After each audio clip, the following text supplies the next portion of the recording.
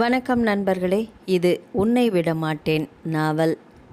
இந்த நாவல் உங்களுக்கு பிடிச்சிருந்தா சப்ஸ்கிரைப் பண்ணுங்கள், லைக் பண்ணுங்கள், ஷேர் பண்ணுங்கள், கமெண்ட் பண்ணுங்கள். கோயம்புத்தூரின் மேற்கு பகுதியை ஒட்டி மலை அடிவாரத்தின் பசுமையை அரவணைத்தபடி பிரம்மாண்டமாக விரிந்திருந்தது கிராண்ட் வேலி ரிசார்ட். விடியற் காலையிலேயே விருந்தினர்களின் வருகை, உணவகத்தில் பரபரப்பு, தோட்ட பராமரிப்பு, வரவேற்பு மையத்தின் புன்னகை, சமையலறையின் வாசனை, ஹவுஸ்கீப்பிங் ஊழியர்களின் அலைச்சல் என்ற அந்த ரிசார்ட் எப்போதும் போல அன்றும் உயிரோட்டத்தோடு இயங்கிக் கொண்டிருந்தது. ஆனால் அந்த மதியம் மட்டும் வழக்கத்துக்கு மாறாக அனைத்து துறை மேலாளர்களுக்கும் முக்கிய ஊழியர்களுக்கும் ஒரு அவசர கூட்டம் அழைக்கப்பட்டிருந்தது. எல்லாரையும் கான்ஃபரன்ஸ் ஹாலுக்கு வர சொல்லியிருக்காங்க என்ற தகவல் ஒவ்வொரு துறையிலும் பரவியதும் சிறிய பதற்றம் ஊழியர்களின் முகத்தில் தெரிந்தது. சில நிமிடங்களில் ரிசார்ட்டின் உரிமையாளர் ராஜசேகர் மேடையின் முன் நின்றார். 30 ஆண்டுகளுக்கு மேலாக அந்த ரிசார்ட்டை உருவாக்கி வளர்த்த மனிதர். அவரை ஒரு முதலாளியாக மட்டுமல்ல, குடும்ப உறுப்பினராகவே பல ஊழியர்கள் பார்த்தனர். அவரது முகத்தில் வழக்கமான உற்சாகம் இல்லை. அமைதியாக அனைவரையும் ஒரு முறை பார்த்தவர் மெதுவாக பேசத் தொடங்கினார். நான் சொல்ல போகிற விஷயம் உங்களுக்கு அதிர்ச்சியாக இருக்கலாம். அந்த ஒரு வரியிலேயே அரங்கம் முழுவதும் அமைதி நிலவியது. நம்ம கிராண்ட் வேலி ரிசார்ட்டை நான் விற்க முடிவு பண்ணிட்டேன்.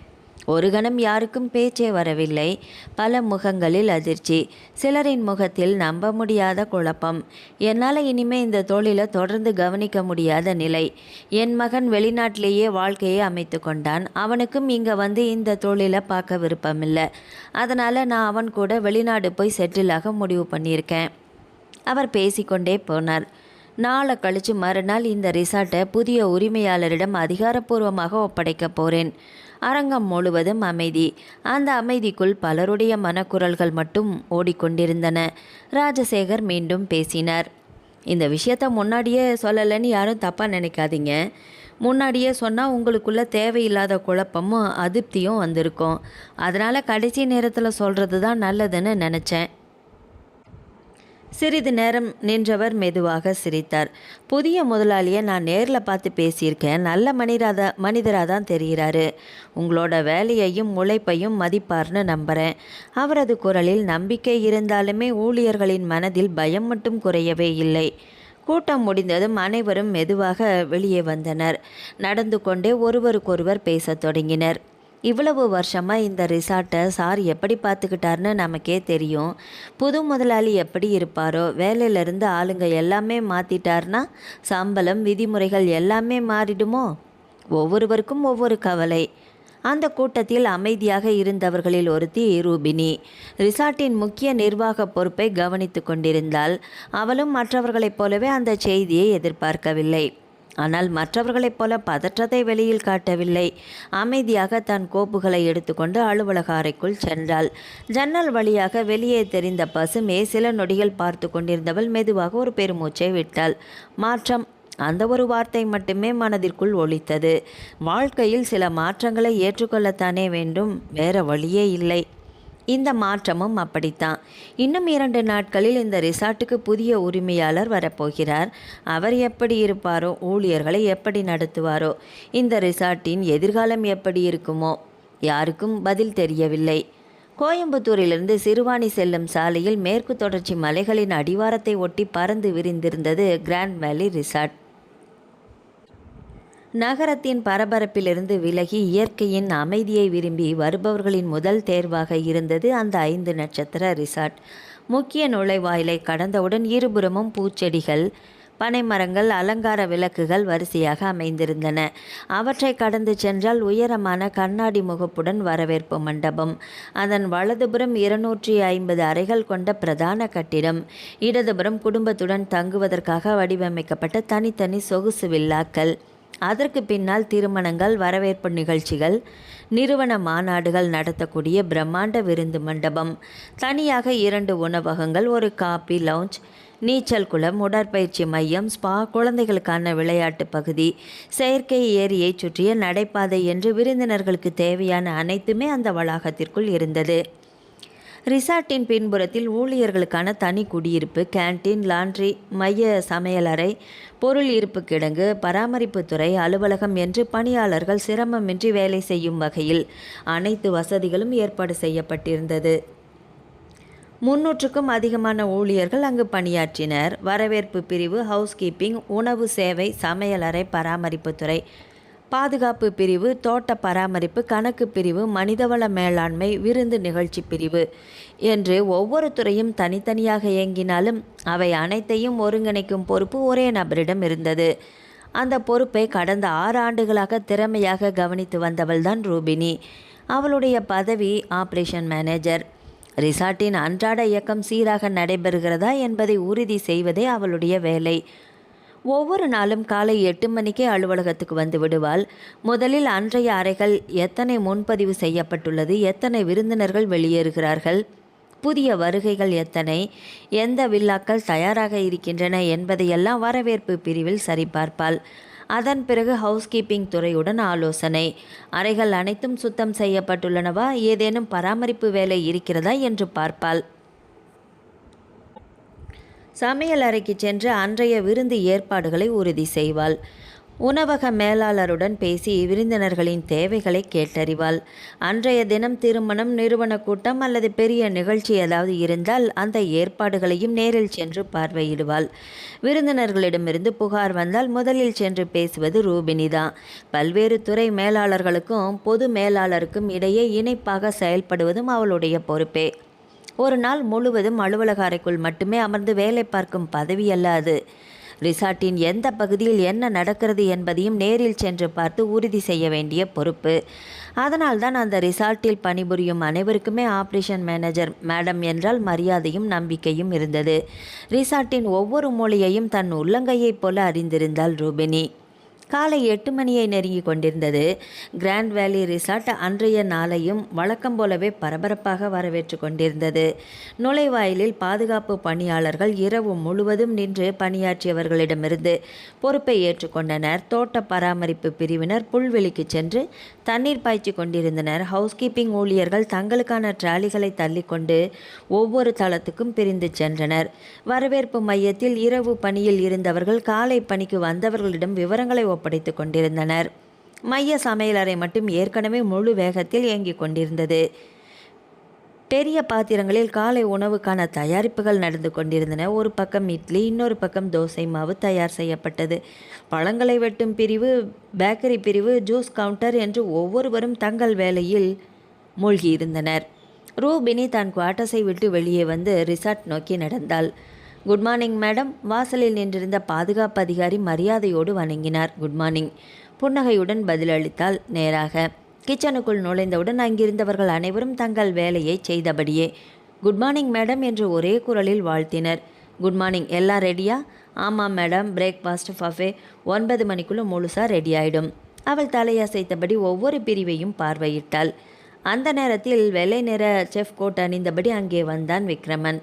ரிசார்ட்டின் தலைமை சமையல் கலைஞர். 30 வயதை தாண்டிய Vikraman. Good morning Rubini. Good morning Vikram. அவள் இயல்பாக புன்னகைத்தாள். இந்தாங்க, உங்கள் காஃபி ரெடி ஆயிருக்கு.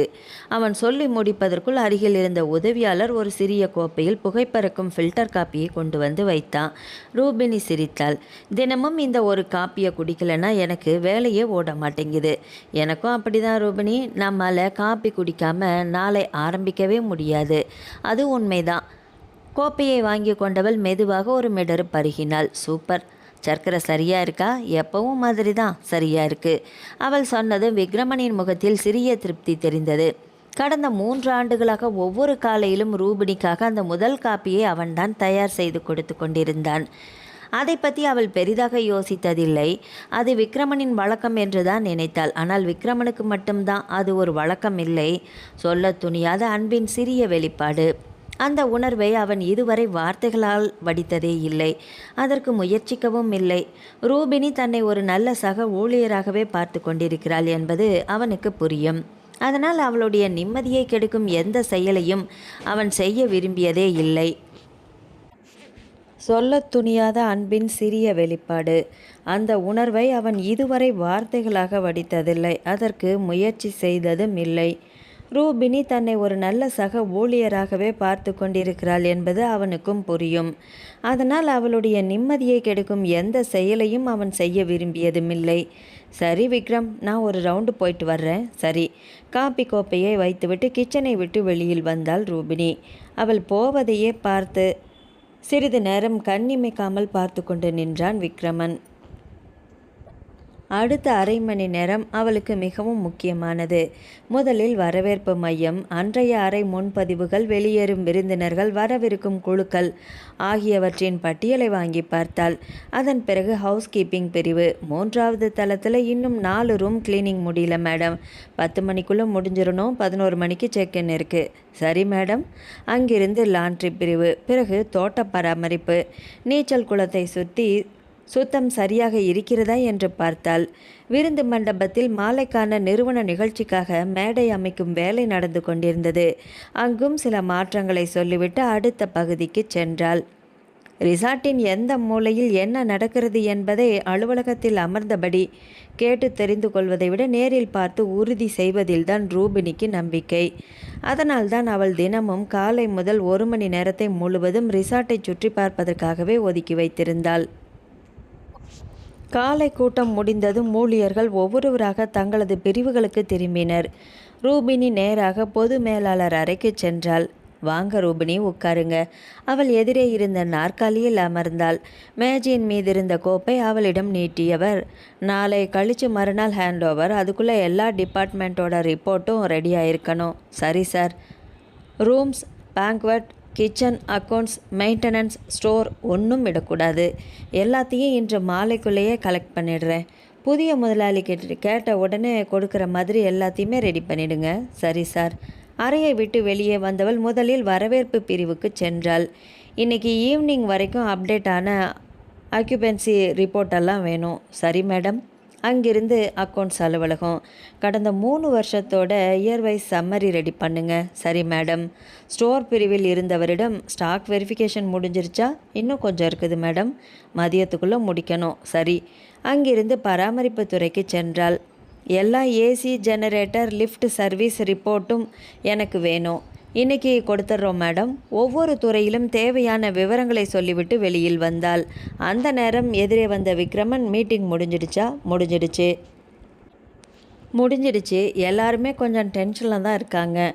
இருக்கட்டும், ஆனால் அது வேலையை பாதிக்கக்கூடாது. அதுதான். கிச்சன் சைடில் எதுவும் குறை வரக்கூடாது விக்ரம். அதை நீங்கள் சொல்லணுமா? சிரித்தபடி அவன் உள்ளே சென்றான். ரூபினி விருந்து மண்டபத்துக்குள் நுழைந்தாள். அன்றைய மாலை ஒரு தனியார் நிறுவனத்தின் ஆண்டு விழா நடைபெற இருந்தது. மேடை அமைக்கும் வேலை நடந்து கொண்டிருந்தது. பூக்கள் அடுக்கப்பட்டு கொண்டிருந்தன. ஒளி அமைப்பை சோதித்து கொண்டிருந்தனர். ஒரு நிமிடம் நின்று எல்லாவற்றையும் பார்த்தவள், இந்த மேஜையை கொஞ்சம் இடது பக்கமாக நகர்த்துங்க என்றாள். அவர்கள் உடனே மாற்றினர். ஸ்கிரீன் சென்டரில் வரணும். சரி மேடம். அங்கிருந்து வெளியே வந்தவள் ஹவுஸ் கீப்பிங் அலுவலகத்துக்கு சென்றாள். 3வது தளத்தில் இன்னும் 4 ரூம் ரெடி ஆகலைன்னு சொன்னீங்களே, இப்போ முடிஞ்சிடுச்சு மேடம். ஓகே.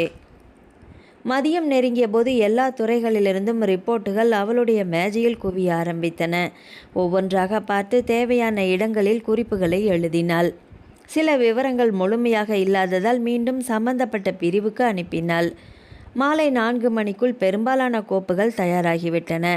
அனைத்தையும் ஒழுங்காக அடுக்கி பொது மேலாளர் அறைக்கு கொண்டு சென்றால் அவர் ஒவ்வொன்றாக புரட்டி பார்த்தார். நல்லா ரெடி பண்ணியிருக்கீங்க. இன்னும் 2 ரிப்போர்ட் மட்டும் வரணும் சார். வந்ததும் இதோட சேர்த்துடுங்க. சரி. சில நிமிடங்கள் அமைதியாக இருந்தவர் மீண்டும் பேசினார். ரூபினி, சொல்லுங்க சார். இந்த 6 வருஷமாக ரிசார்ட்டுக்காக நீ ரொம்பவும் உழைச்சிருக்க. அவள் சிரித்தாள். நான் என் வேலையைத்தானே சார் பார்க்குறேன். அது எல்லாராலுமே முடியாதுமா. அதற்குள் அவள் எதுவும் சொல்லவில்லை. அவர் கொடுத்த கோப்புகளை வாங்கி கொண்டு வெளியில் வந்தாள். மாலை நேரத்தில் ரிசார்ட்டின் வழக்கமான பரபரப்பு மீண்டும் தொடங்கிவிட்டது. விருந்தினர்கள் வரவேற்பு மையத்தில் வந்து கொண்டிருக்க, உணவகத்தில் இரவு உணவுக்கான ஏற்பாடுகள் நடந்து கொண்டிருக்க, விருந்து மண்டபத்தில் நிகழ்ச்சி ஆரம்பமாகியிருக்க, ஒவ்வொரு பிரிவிலும் ஒரு முறை சென்று எல்லாமே சரியாக இருக்கிறதா என்று பார்த்துவிட்டு இரவு வேலை பொறுப்பை அந்தந்த மேலாளர்களிடம் ஒப்படைத்தாள். அதன் பிறகு ஊழியர் குடியிருப்பை நோக்கி நடந்தாள். இரவு 9 மணியை தாண்டியிருந்தது. ஊழியர் குடியிருப்பில் இருந்த தனது அறைக்குள் வந்த ரூபினி குளித்துவிட்டு சிறிது நேரம் ஓய்வெடுத்தாள். மேஜையின் மீது இருந்த கைபேசியை எடுத்து பார்த்தபோது அம்மாவிடமிருந்து 2 தவறிய அழைப்புகள் இருந்தன. அவளே வீடியோ கால் செய்தாள். திரையில் முதலில் தெரிந்தது வசுமதியின் முகம். என்னம்மா இன்னைக்கும் லேட்டா? ஹேண்ட் ஓவர் வேலைம்மா, இன்னும் 2 நாளில் ரிசார்ட் கைமாறப் போகுது. அதை பற்றி தான் கவலையாக இருந்தது, நினச்சிட்டே இருந்தேன். எல்லாம் நல்லபடியாக முடியுமா, நீ எதுக்கும் கவலைப்படாத. வசுமதி ஃபோனை தியாகராஜனிடம் கொடுத்தார். என்னம்மா வேலை அதிகமா? வேலை அதிகம்தான். நீங்கள் சுகர் மாத்திரையை நேரத்துக்கு போட்டுட்டிங்களா? அம்மாடி, நீ கேட்குறதுக்கு முன்னாடியே நான் போட்டுட்டேன். வாக்கிங் அதையும் முடிச்சிட்டேன். சரிப்பா, உடம்ப பத்திரமா பார்த்துக்கோங்க. நீயும் பார்த்துக்கோம்மா. ரூபினி சிரித்தாள். அம்மா டென்ஷன் ஆகுறாங்களா? உன் தம்பியால் தான், வேற என்ன? ஃபோன் மீண்டும் வசுமதியிடம் மாறியது. காலேஜ் முடிஞ்சு நேரமாக வீட்டுக்கு வரமாட்டேங்கிறான். வீட்டில் இருந்தாலும் புத்தகத்தை கையிலேயே எடுக்க மாட்டேங்கிறான்டி. இவன் படிக்கிறானானே தெரியல. அம்மா, ரூபினி சிரித்தபடியே அழைத்தாள். அவன் விஸ்காம் படிக்கிறாம்மா. அந்த கோர்ஸில் புத்தகத்தை மட்டும் பார்த்து மார்க்கெல்லாம் வாங்க முடியாது. வெளியில் போய் ஷூட்டிங், எடிட்டிங், ப்ராஜெக்ட் அது இதுன்னு அதிகம் இருக்கும். நீ எப்போவும் அவனுக்கு தானே வக்காலத்து வாங்குவ. அவனை திட்டுறதை கொஞ்சம் குறைச்சிக்கோமா. படிக்கவே மாட்டான்னு நினைக்காத. அவன் அவனோட வேலையை பார்த்துக்கிட்டு தான் இருக்கான். அந்த நேரத்தில் திரையில் மணிமாறன் தோன்றினான். என்னக்கா, என்னை பற்றிய கம்ப்ளைண்ட்டா? நீயும் அம்மாவை கொஞ்சம் நிம்மதியாக இருக்க விடலாமேடா. இன்றைக்கி ப்ராஜெக்ட் முடிச்சுட்டு வர்றேன்க்கா. அம்மாவுக்கு அதை சொல்லு, அமைதியாக இருப்பாங்க. சொன்னாலும் நம்ப மாட்டேங்கிறாங்களே. நம்புகிற மாதிரி நடந்துக்கோடா. சரிங்க மேடம். அவன் சிரித்தான். நாளைக்கு ஒரு ஷார்ட் ஃபிலிம் ஷூட்டிங்குக்கு போகிறேன். வண்டியை மெதுவாக ஓட்டிட்டு போ. சாப்பாட்டை மட்டும் ஸ்கிப் பண்ணிடாத. சரி. மீண்டும் வசுமதி ஃபோனை வாங்கி கொண்டாள். உன்னை பற்றி எனக்கு கவலை இல்லடி. இவனை நினச்சாதான் பயமாக இருக்குது. இன்னும் 1 வருஷம்தாம்மா, படிப்பு முடிஞ்சிடும். அது வரைக்கும் நீ டென்ஷன் ஆகாமல் இரு. நீ எப்போ வீட்டுக்கு வருவ? இந்த ஹேண்ட் ஓவர் முடியட்டும், தேதியை சொல்லிவிட்டு கிளம்பி வர்றேன். சரி, நேரமாச்சு, போய் தூங்கு. நீங்களும் தூங்குங்கம்மா. வீடியோ கால் முடிந்தது. கைபேசியை மேஜையின் மீது வைத்துவிட்டு மறுநாள் தயாரித்து வைக்க வேண்டிய கோப்புகள் நினைவுக்கு வந்தது. ஒரு சிறிய குறிப்பேட்டை எடுத்து பார்த்து 2 விஷயங்களை எழுதி கொண்டு விளக்கை அணைத்தாள். அடுத்த நாள் காலை முதலே ரிசார்ட்டில் வழக்கத்தை விட சற்று அதிகமான பரபரப்பு இருந்தது. வரவேற்பு மையத்தில் மலர் அலங்காரங்கள் சரிபார்க்கப்பட்டு கொண்டிருந்தன. பாதுகாப்பு பிரிவு நுழைவாயிலில் தங்களது பணியில் இருந்தனர். ஹவுஸ்கீப்பிங் ஊழியர்கள் வரவேற்பு மையம் முதல் நிர்வாக அலுவலகம் வரை இன்னொரு முறை சுத்தம் பார்த்தனர். பொது மேலாளர் அலுவலகத்திலிருந்து வெளியில் வந்தார். ரூபினி, சொல்லுங்கள் சார். எல்லாம் ரெடியாக இருக்கா? ரெடியாச்சு சார். பூங்கொத்து ரிசப்ஷனில் தான் இருக்குது. கான்ஃபரன்ஸ் ஹால் செக் பண்ணிட்டேன் சார். சரி.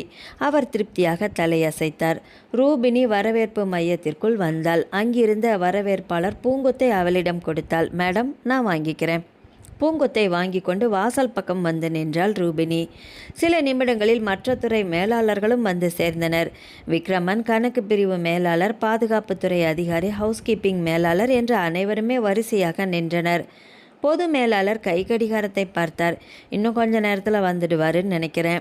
அந்த நேரத்தில் பாதுகாப்பு அதிகாரி வயர்லெஸ்ஸில் தகவல் சொன்னார். சார், கார் உள்ளே வந்துடுச்சு சார். வாசலுக்கு வெளியே திரும்பிய அனைவரின் பார்வையும் ஒரே திசையில் சென்றது. கருப்பு நிற BMW மெதுவாக உள்ளே வந்து வரவேற்பு மையம் முன்பு நின்றது. ஓட்டுநர் இறங்கி பின்பக்க கதவை திறந்தார். தீபன் சக்கரவர்த்தி காரிலிருந்து இறங்கினான். பொது மேலாளர் முன்னே சென்று கை கொடுத்தார். வாங்க சார். தீபன் புன்னகையுடன் கை குலுக்கினான். அடுத்த நொடி ரூபினி முன்னே வந்து பூங்கொத்தை நீட்டினாள். Welcome sir. ஒரு கணம் அவன் முகத்தை பார்த்தால் அடுத்த நொடியே வழக்கம் போல வெல்கம் டு கிராண்ட் வேலி ரிசார்ட் என்றாள். தேங்க்யூ. பூங்கொத்தை வாங்கி கொண்டு தீபன் தலையசைத்தான். உள்ளே போகலாமா சார்? ஷூர். பொது மேலாளருடன் சேர்ந்து உள்ளே நடந்தான். மற்றவர்கள் அனைவரும் பின்னால் சென்றனர். நிர்வாக அலுவலகத்தில் ஏற்கனவே தேவையான கோப்புகள் ஒழுங்காக அடுக்கி வைக்கப்பட்டிருந்தது. சார், இவங்க நம்ம operation manager Rubini. Good morning sir. Good morning. இவங்க நம்ம எக்ஸிக்யூட்டிவ் செஃப் விக்ரமன். விக்ரமன் முன்னே வந்து கை கொடுத்தான். Welcome sir. தேங்க்யூ. அதன் பிறகு ஒவ்வொரு துறை மேலாளரையும் ரூபினி அறிமுகப்படுத்தினாள். தீபன் ஒவ்வொருவரிடமும் கை குலுக்கி வாழ்த்து தெரிவித்தான். அனைவரும் அமர்ந்த பிறகு பழைய உரிமையாளர் ராஜசேகர் பேச ஆரம்பித்தார். மிஸ்டர் தீபன், இந்த ரிசார்ட்டை பற்றி எல்லா விவரங்களும் இந்த கோப்பில் இருக்குது. என்று முதல் கோப்பை அவரிடம் கொடுத்தார். தீபன் அதை வாங்கி திறந்து பார்த்தான். ரூபினி மேஜையின் அருகில் நின்றபடி அடுத்த கோப்புகளை வரிசையாக எடுத்து வைத்தாள். ஹேண்ட் ஓவர் தொடர்பான ஆவணங்களை ஒன்றன் பின் ஒன்றாக மேஜைக்கு மாறியது. ஒவ்வொரு விவரத்தையும் ராஜசேகர் விளக்க தீபன் அமைதியாக கேட்டுக்கொண்டு குறிப்புகளை பார்த்தான். அறைக்குள் இருந்த அனைவரையுமே அந்த நடைமுறை அமைதியாக கவனிக்கப்பட்டது. அடுத்ததாக ரிசார்ட்டை சுற்றி பார்க்கச் சென்றனர். ராஜசேகர் முன்னால் நடந்தார். தீபன் அவருடன் இணைந்து சென்றான். ரூபினி சற்று பின்னால். பொது மேலாளரும் மற்ற துறை மேலாளர்களும் உடன் சென்றனர். வரவேற்பு மையத்தை தாண்டி நீச்சல் குளம் இருந்த பகுதிக்கு வந்தனர். அந்த நேரத்தில் தண்ணீரில் விளையாடி கொண்டிருந்த 5 வயது சிறுவன் ஒருவன் ரூபினியை பார்த்ததும் ரூபி ஆண்டி என்று கையை ஆட்டினான். ரூபினியும் நின்றாள். என்ன அர்ஜுன் கண்ணா, நாங்கள் இன்னைக்கு ஊருக்கு போகிறோமே, தெரியுமே, மாலை செக் அவுட் தானே? ஆமாம். அப்போது கிளம்புறதுக்கு முன்னாடி என்னை வந்து பார்த்துட்டு போ. சரி ஆண்டி. அவனுடைய அம்மா அருகே வந்தாள். மேடம், நேற்று நீங்கள் சொல்லி அனுப்பின டாக்டரை பார்த்துட்டோம். இப்போ நல்லா இருக்கான். காய்ச்சல் குறைஞ்சிடுச்சா? அதுதான் தண்ணியில் ஆடுறானா? ஆமாம் மேடம், ரொம்ப பரவாயில்ல தான். அதான் வெக்கெட் பண்ணுறதுக்கு முன்னாடி குளிக்க போகலான்னு ஒரே சேட்டை. குழந்தைங்கன்னா அப்படி தான். பயணத்தில் தண்ணீர் மட்டும் அடிக்கடி குடிக்க வைங்க, போதும். கண்டிப்பாக. அவர்கள் இருவரும் சிரித்தபடி விடை பெற்றனர். ராஜசேகர் நடையை நிறுத்தாமல், இந்த ஃபேமிலி 2 வருஷமாக ஒவ்வொரு கோடை விடுமுறைக்கு இங்கே தான் வருவாங்க என்றார். தீபன் தலையசைத்தபடியே தொடர்ந்து நடந்தான். உணவகத்திற்குள் நுழைந்ததும் அங்கிருந்த மேலாளர் வந்து வணக்கம் தெரிவித்தார். காலை உணவு பரிமாறி கொண்டிருந்த ஊழியர்கள் தங்கள் வேலையில் இருந்தனர். ஒரு மேஜையில் அமர்ந்திருந்த வயதான தம்பதியர் ரூபினியை பார்த்ததும் கையை உயர்த்தினார். Good morning Rubima. Good morning. இன்றைக்கி ரசம் சாதம் நல்லா இருந்துச்சு, தேங்க்யூ. நேற்று சொன்னது மாதிரியே பக்குவம் சரியாக இருந்துச்சு. விக்ரம் கிட்ட சொல்லிடுமா? சொல்கிறேம்மா. அந்த தம்பதியரிடம் 2 வார்த்தைகள் பேசிவிட்டு மீண்டும் அவர்களோடு இணைந்தாள். அங்கிருந்து விருந்து மண்டபத்தை பார்வையிட்டனர். மாலையில் நடைபெற இருந்த நிகழ்ச்சிக்கான இறுதி வேலைகள் அங்கே நடந்து கொண்டிருந்தன. லைட் டெஸ்ட் பண்ணிட்டீங்களா என்று ரூபினி கேட்டால், இன்னும் 5 நிமிஷத்தில் முடிஞ்சிடும் மேடம். சரி. அங்கிருந்து சமையலறைக்கு சென்றனர். விக்ரம் முன்னே வந்து குட் மார்னிங் சார் என்றான். தீபன் கை குலுக்கினான். கிச்சனை ஒரு ரவுண்ட் பார்க்கலாமா? தாராளமாக சார். விக்ரமன் ஒவ்வொரு பிரிவாக காட்டிக்கொண்டே சென்றான். ராஜசேகர் இடையிடையே, இந்த கிச்சனில் இருந்து 2 ரெஸ்டாரண்ட்டுக்கும் பேங்க்வெட் ஹாலுக்கும் சப்ளை போகும் என்று விளக்கினார். தீபன் சுற்றி பார்த்தபடி அமைதியாக கேட்டுக்கொண்டிருந்தான். ரிசார்ட்டை முழுவதுமாக சுற்றி பார்த்துவிட்டு மீண்டும் பிரதான கட்டிடத்திற்குள் வந்தான். சார், இப்போ உங்களுக்காக ஏற்பாடு பண்ணியிருக்கிற சூட்டை பார்த்துடலாமா என்றார் ராஜசேகர். அனைவரும் லிஃப்டில் 4வது மாடிக்கு சென்றனர். அந்த தளத்தில் விருந்தினர்கள் தங்கும் அறைகள் இல்லை. ஒரு பக்கம் எங்கும் தனியாக வடிவமைக்கப்பட்டிருந்த நிர்வாக பகுதி மட்டுமே இருந்தது. ராஜசேகர் கதவை திறந்தார். உள்ளே விசாலமான வரவேற்பறை, ஒரு பக்கம் அலுவலக மேஜை, அதற்கு எதிரே சிறிய கலந்தாய்வு மேஜை, சுவரெங்கும் புத்தக அலமாரி, அருகில் சோஃபா செட், முன்புறம் முழுவதும் கண்ணாடி சுவர். அங்கிருந்து கீழே பார்த்தால் ரிசார்ட்டின் பெரும் பகுதி தெரியும்.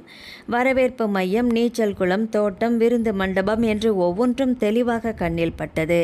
இங்கிருந்தே முழு ரிசார்ட்டையும் கவனிக்க முடியும் சார் என்றார் ராஜசேகர்.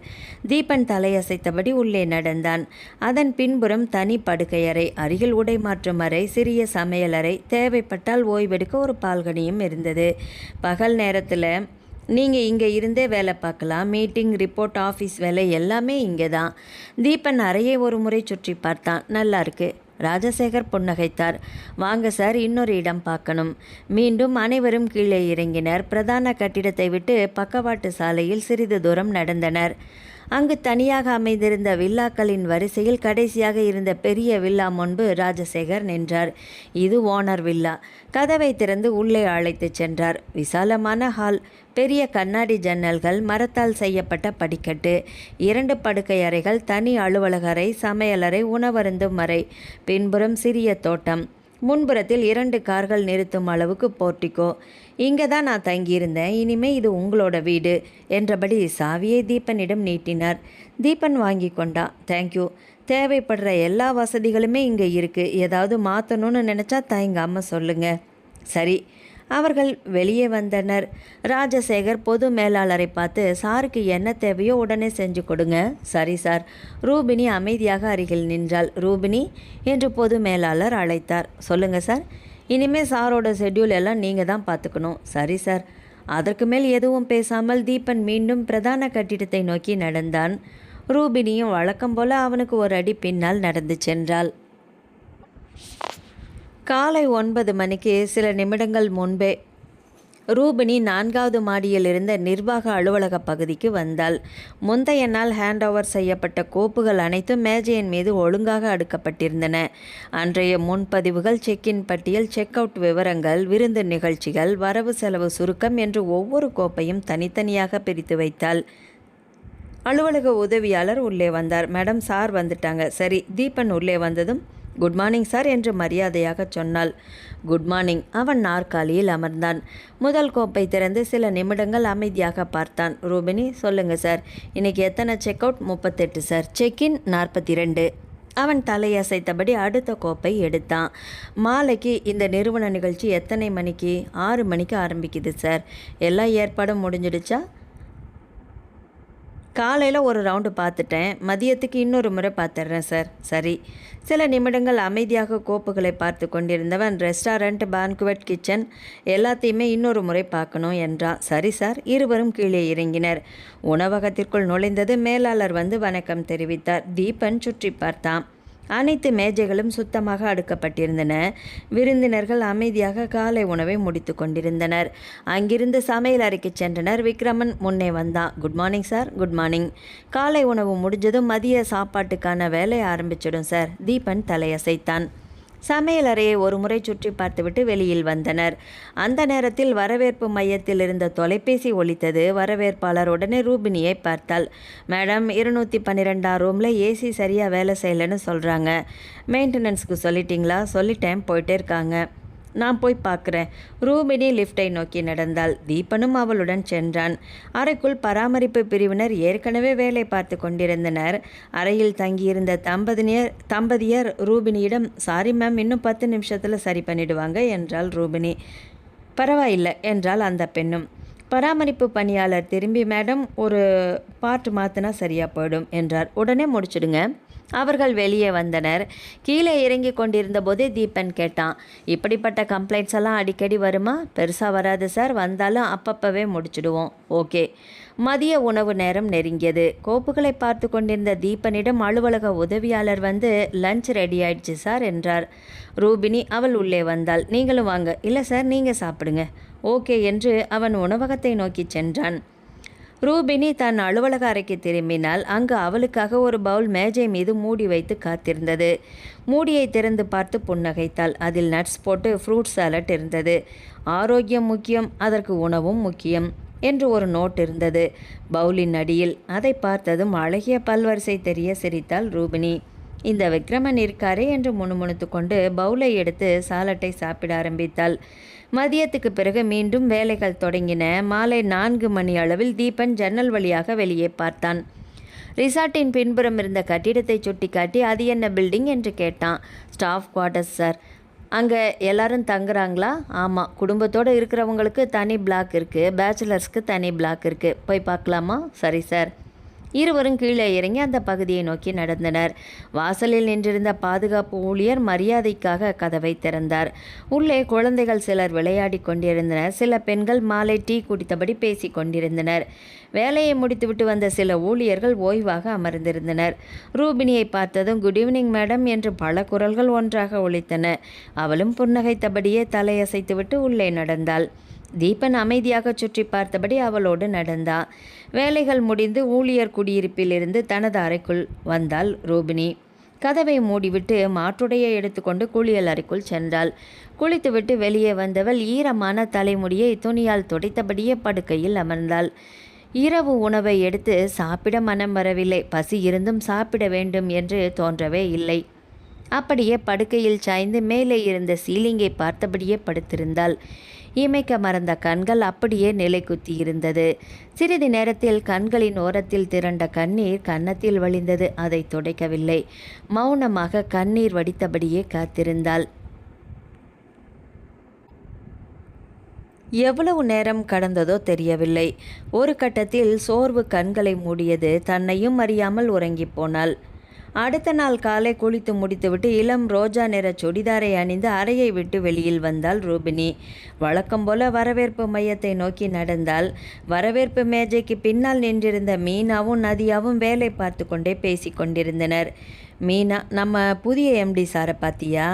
நதியாவோ, பார்த்தேன். என்ன ஒரு பர்சனாலிட்டி. சாருக்கு கல்யாணம் ஆயிடுச்சு. அப்படியாச்சே, நமக்கு கொடுத்து வைக்கல. நதியா, ஆமாம், அவர் கட்டிக்கிட்டவர் ரொம்ப கொடுத்து வச்சிருக்கணுமில்ல. அந்த வார்த்தைகள் ரூபினியின் காதில் தெளிவாக விழுந்தன. நடந்து கொண்டிருந்தவள் சட்டென்று நின்றாள். மார்புக்குள் ஏதோ இறுக்கி பிடித்தது. மூச்சு விடவே சிரமமாக இருந்தது. கண்கள் கலங்கின. ஒரு அடி எடுத்து வைக்க நினைத்தால் கால்கள் வேரோடி போனது போல நகர மறுத்தன. இரவு முழுவதும் தூங்காத சோர்வும் காலையிலிருந்து எதுவும் சாப்பிடாத வெறுமையும் சேர்ந்ததால் கண்முன் இருந்த அனைத்துமே மங்கத் தொடங்கியது. சுற்றியிருந்த காட்சிகள் மெதுவாக சுழன்றன. அடுத்த நொடியே தடுமாறியவள் கீழே சரியத் தொடங்கினாள். அந்த நேரத்தில் லிஃப்டின் கதவு திறந்தது. வெளியே வந்த தீபன் சக்கரவர்த்தி அவளை பார்த்ததும் வேகமாக முன்னே வந்து கீழே விழுவதற்குள் அவளை தாங்கி பிடித்தான். மேடம் என்று வரவேற்பு மேஜையில் இருந்த இருவருமே பதறி ஓடி வந்தனர். தீபன் அவர்களை ஒரு தலையசைவில் நிறுத்தினான். டாக்டருக்கு ஃபோன் பண்ணுங்க, அவ்வளவுதான் சொன்னான். ரூபினியை 2 கைகளாலும் தூக்கி கொண்டு மீண்டும் லிஃப்ட்டுக்குள் நுழைந்தான். 4வது மாடியில் லிஃப்ட் நின்றது. நேராக தனது சூட்டுக்குள் சென்று படுக்கையறை கதவை திறந்தவன் அவளை மெதுவாக படுக்கையில் கிடத்தினான். வெளியே வந்தவன் வரவேற்பு மையத்துக்கு அழைத்தான். டாக்டருக்கு தகவல் சொல்லியாச்சா? சொல்லிட்டேன் சார், வந்துட்டே இருக்காங்க. வந்தது நேராக மேலே அனுப்புங்க. அழைப்பை துண்டித்துவிட்டு மீண்டும் அறைக்குள் வந்தான். ரூபினி கண்களை மூடியபடியே அசைவில்லாமல் படுத்திருந்தாள். ரூபினியின் முகத்தை ஆழ்ந்து பார்த்தான் தீபன். ஒரு கணம் அவன் மனம் தடுமாறியது. கள்ளம் கபடமில்லாத முகம், பால்வடியும் குழந்தை முகம் போல இருந்தது. இப்படிப்பட்ட முகத்துக்கு சொந்தக்காரியா என்னை ஏமாற்றியவள்? அடுத்த நொடிய அந்த எண்ணத்தை அவனே உதறினான். காதலிக்கும் போதும் இப்படித்தானே நடித்திருப்பாள்? அந்த நடிப்பை நம்பித்தானே அவளை திருமணம் செய்து கொண்டேன். அம்மாவும் மாமாவும் அப்போது நடந்ததை தெளிவாக சொல்லவில்லை என்றால் இவளுடைய உண்மை குணமே எனக்கு தெரியாமல் போயிருக்கும். சொத்து கிடைக்காது என்று தெரிந்ததும் திருமண பத்திரத்தையே கிழித்தெறிந்துவிட்டு பணத்தை வாங்கி கொண்டு போய்விட்டாலாமே. அத்தனையும் நான் கோமாவில் இருந்தபோது நடந்தது. முதலில் அதை அவனால் நம்பத்தான் முடியவில்லை. ஆனால் கிழித்தெறியப்பட்ட அந்த திருமண பத்திரத்தை அம்மாவும் மாமாவும் அவன் கையில் கொடுத்தபோது நம்பாமல் இருக்கவும் முடியவில்லை. ரூபினியிடம் இருந்த பத்திரம் அவர்களிடம் எப்படி வந்தது? அதை யோசித்து பார்த்தால் அவர்கள் சொன்னது உண்மையாகத்தானே இருக்க வேண்டும். பணத்துக்காகத்தான் என்னை காதலித்திருக்கிறாள். நான் வாழ்வுக்கும் சாவுக்கும் நடுவில் போராடி கொண்டிருந்த நேரத்தில் அந்த பணம் இனி கிடைக்காது என்று தெரிந்ததும் என்னை விட்டு போயிருக்கிறாள். என்ன பெண் இவள்! ஒரு கணம் அவளை பார்த்து இரக்கம் கொண்டதற்கே அவன் மனம் எரிந்தது. தப்பு. இவளை பார்த்து நான் இரக்கம் கொண்டதே தப்பு. டாக்டர் வரட்டும், இவள் மயக்கம் தெளியட்டும். வாழ்நாள் முழுவதும் இந்த நாள் நினைவில் நிற்கும் அளவுக்கு வருத்தப்பட வைக்க வேண்டும். மனதிற்குள் கருவி கொண்டபடியே அவன் நின்றிருந்தான். அந்த நேரத்தில் அறைக்கதவு தட்டப்பட்டது. Excuse me. டாக்டர் உள்ளே வந்தார். டாக்டர் ரூபினியை முழுமையாக பரிசோதித்தார். இரத்த அழுத்தத்தை பார்த்துவிட்டு தீபனை நோக்கி திரும்பினார். பெருசாக எந்த பிரச்சனையும் இல்லை. தீபன் அமைதியாக நின்றான். ரொம்ப பலவீனமாக இருந்திருக்காங்க. சரியாக சாப்பிடாம உடம்புக்கும் ஓய்வு கொடுக்காம இருந்ததுனால தான் மயக்கம் வந்திருக்குது. அவர் நர்ஸிடம் திரும்பி ஒரு குளுக்கோஸ் ஸ்ட்ரிப்பு போடுங்க என்றார். சில நிமிடங்களில் குளுக்கோஸ் பாட்டில் மாட்டப்பட்டது. ஊசியை செலுத்திவிட்டு டாக்டர் மீண்டும் தீபனை பார்த்தார். 2 மணி நேரம் ஓய்வெடுக்கட்டும். பாட்டில் முழுசாக இறங்கினதும் ஊசியை ரிமூவ் பண்ணிடுங்க. எழுந்திருக்கும் போது நல்லா தெளிவாக இருப்பாங்க. ஓகே டாக்டர், வேறு எதுவும் கவலைப்பட வேண்டியதில்லை என்று சொல்லிவிட்டு டாக்டர் வெளியேறினார். அறை மீண்டும் அமைதியானது. தீபன் மெதுவாக சென்று எதிரே இருந்த சோஃபாவில் அமர்ந்தான். படுக்கையில் கண்களை மூடியபடி படுத்திருந்த ரூபினியையே பார்த்து கொண்டிருந்தான். மயக்கம் தெளிந்து கண்களை திறந்தாள் ரூபினி. சில நொடிகள் ஒன்றுமே புரியவில்லை அவளுக்கு. பிறகு மெதுவாக சுற்றிலும் பார்வையை ஓடவிட்டாள். அறையை பார்த்ததும் குழப்பம் முகத்தில் தெரிந்தது. நாம் எங்கே இருக்கிறோம் என்ற எண்ணத்தோடு சட்டென்று படுக்கையிலிருந்து எழுந்தாள். உடம்பு இன்னும் முழுமையாக தன் வசப்படவில்லை. தடுமாறியவள் படுக்கையின் ஓரத்தை பற்றி கொண்டு தன்னை சமாளித்தாள். நிமிர்ந்து பார்த்தபோது எதிரே இருந்த சோஃபாவில் அமர்ந்திருந்த தீபன் அவள் கண்ணில் பட்டான். அவள் திடுக்கிட்டாள். இவர் ரூமுக்குள்ளே எப்படி வந்தோம்? சில நொடிகள் சிந்தனை தடுமாறியது. பிறகு தன்னை சமாளித்து கொண்டவள், சாரி சார், எனக்கு என்னாச்சுன்னே தெரியல என்றாள். தீபன் மெதுவாக எழுந்தான். இரு கைகளையும் பேண்ட் பாக்கெட்டுக்குள் நுழைத்தபடி அவளை நோக்கி 2 அடி எடுத்து வைத்தான் முன்னால். அவனுடைய தோரணை ரூபினிக்குள் சிறிய நடுக்கத்தை ஏற்படுத்தியது. அவள் முகத்தையே பார்த்தபடி நின்றவன், உனக்கு என்ன ஆச்சின்னு எனக்கும் தான் தெரியல என்றான். அவன் சொன்ன விதத்தில் ஏதோ அழுத்தம் இருந்தது. அந்த வார்த்தையின் அர்த்தம் மட்டும் ரூபினிக்கு அப்போதும் புரியவில்லை.